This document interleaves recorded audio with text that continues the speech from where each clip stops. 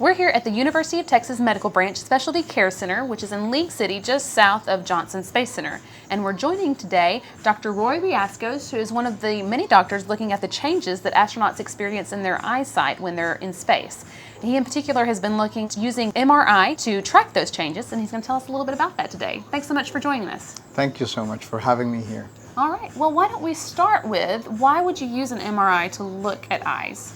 Well, so MRI is modern technology that allows us to look at the anatomy of the body using magnetism. The eyes are structures that have a lot of fluid in them, and MRI is really good to look at structures that have fluid. Since the astronauts have had problems with their visual fields, MRI now allows us, using modern technology, to have very high resolution imaging of the orbits and of the eyes. We are actually doing scans that go through the eyes of the astronauts that are less than 0.6 millimeters in size, each of the dots that make up for the image. And this will allow us to actually follow and check out things that would happen macroscopically inside of an eye. So, and in the optic nerve that goes behind it. For those of us who don't know, what exactly is an orbit? Okay, so basically the face has two big cavities that are to just hold the eyes in, right? So we call those the orbits.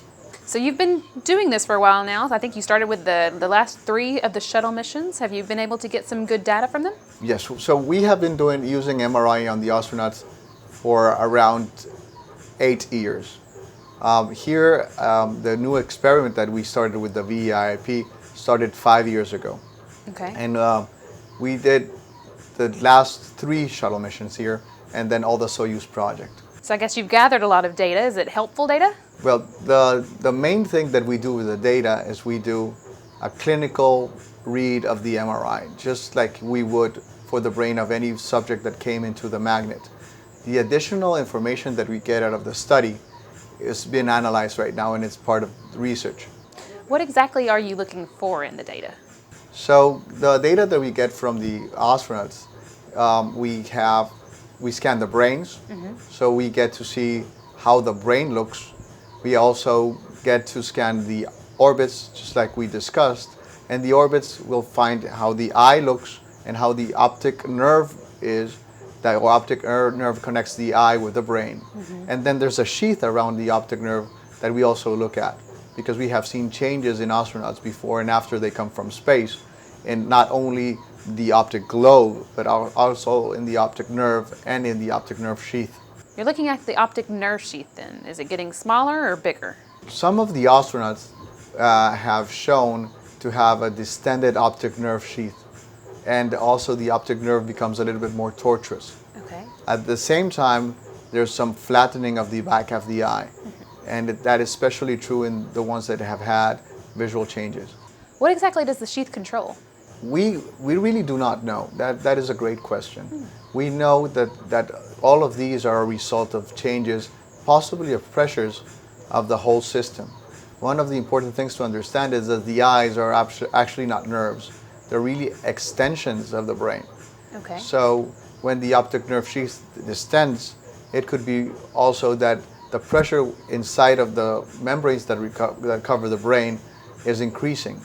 So that could be one of the causes of the changes that we are seeing, and we're actually exploring that. All right, so what exactly is this behind us? This is the MRI, right? So this is an MRI machine. The MRI machine is what you're seeing here is a huge magnet. So right now, this magnet produces 60,000 times the magnetism of the Earth. So we use that to actually align the atoms in the body as the body goes in there. And once we have aligned all the atoms, we choose the atom that is the most frequent one in the whole body, which is hydrogen, right? We then we're able to make all the hydrogen atoms kind of dance to the same magnetic vector because of the huge magnetism. And we kind of tilt that magnetic vector using radio frequencies. We transfer energy to those atoms and they tilt. And once we take the radio frequency out, they want to stand up again to the same magnetic field, and they'll liberate that energy. Okay. And then we use basically antennas to detect that energy that's liberated and tweak it a little bit to get an image. So you get images of the astronauts once before flight and once after, right? Yes, so we usually do an MRI just before they go into the mission. And we try to put them into the magnet in the first 3 days after they come back to Earth. Okay. And the reason to that is we really want to be able to detect changes as soon as they happen before the gravity of Earth changes or reverts any of the changes that could have happened in space. Have you been able to draw any conclusions from all this? So far what we have seen is that some of the changes that we have identified in the orbits are similar to changes that we see in terrestrials that have increased intracranial pressure. And that is one of the things that we really want to concentrate our efforts right now, is to make sure, or we want to know what is the cause of all these changes that we have seen in the orbits. And our goal is to identify countermeasures, right? And hopefully this could be, yes, this could be related then to, because we transferred to countermeasures that we can take to avoid this from happening again. Okay. So what do you do with the MRI? Okay, so with the MRI, what we do is we scan the brain of the astronauts. We scan the brain and we look at the big picture of the brain of the astronauts. That's called the macroscopic brain. At the same time, we are going to scan the orbits. We scan the orbits, and even though we're looking at the orbits in the macro, we use a much higher resolution to look at the orbits. And we can really see very small details. And I was explaining to you last time, those details can be up to 0.6 millimeters in small changes that we can detect with the MRI. But the interesting thing is that with the MRI, we don't only see macroscopic changes. We can also detect microscopic changes of the hydrogen within the brain. So one of the things that we do is we actually diffuse the water molecules within the astronaut's brain by using what we call gradients. And that type of imaging is called diffusion tensor imaging. It will give us information about the microstructure of the brain and the water within the brain, things that we cannot see with our naked eye, but it will actually give us function. And we can map all the fiber tracts within the white matter, and we can see if there are microscopic changes within it. A third great thing that we do is that we're able to also see flows. And by seeing flows, we expect to quantify those flows and possibly be able to have an indirect way of measuring intracranial pressure. Okay. So if increased intracranial pressure could be one of the causes of the findings that we're seeing, then through MRI, we expect to be able to have a correlation between the imaging findings through flows and intracranial pressure changes. So you've seen a lot of astronaut eyes. You want to take a look at mine now? Sure, why don't you take a seat? All right. And Keith will help us out. Okay. All right. There you go. Okay. We'll put the head coil on now. Okay, what is this? This here is it's a coil. This is basically a fancy antenna that takes the pictures of the inside of your head.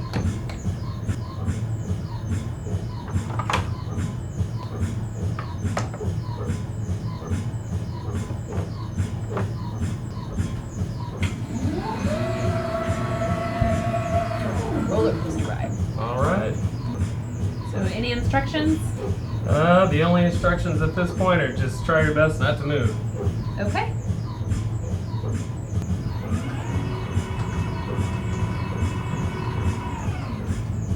Okay, so what we're looking for when we're looking at a patient in a magnet like Brandi, especially when it is an astronaut, is at their brain.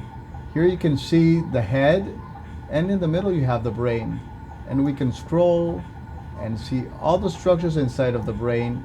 You can see the white matter and the cortex. We can also see the eyes, and this is especially something very important for this project. And in the eyes, we can look at the eye globes. You can see here the eye globe, and this is the lens inside of the eye. As we scroll down, you can see that the eye is connected posteriorly with the optic nerve. And this structure that we have right surrounding the optic nerve is the optic nerve sheath that we were talking about. Okay, you did a great job, Brandi. Thank you. Thank you.